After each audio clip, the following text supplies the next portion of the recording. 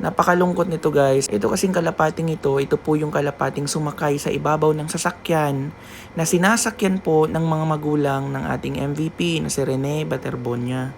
Hindi talaga siya umaalis. Panoorin nyo to.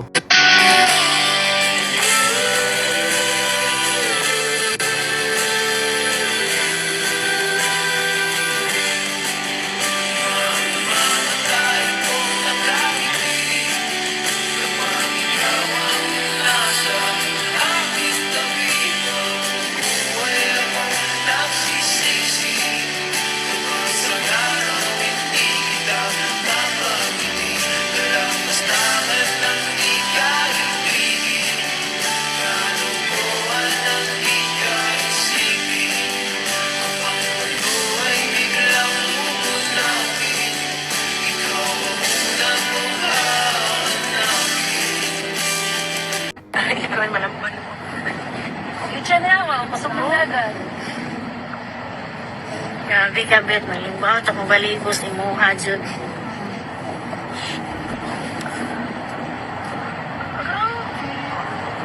Wait daw.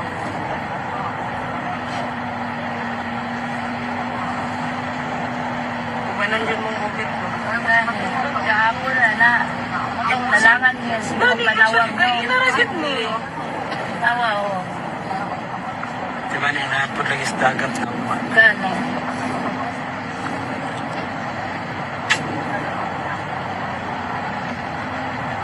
Grabe no?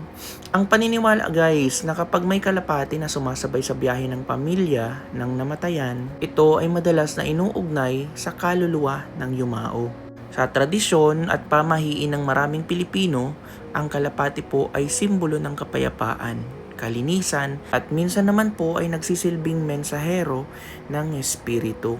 Meron pong kalapate bilang kaluluwa. Ang ibon po ay sinasabing sumasama upang ipakita na ang namatay ay nagbabantay o nakikisama pa rin sa pamilya. Pwede rin pong simbolo ng pag-akyat. Ang paglipad ng kalapate ay nakikita bilang tanda na ang kaluluwa ay umaakyat na sa langit. Pagpaparamdam.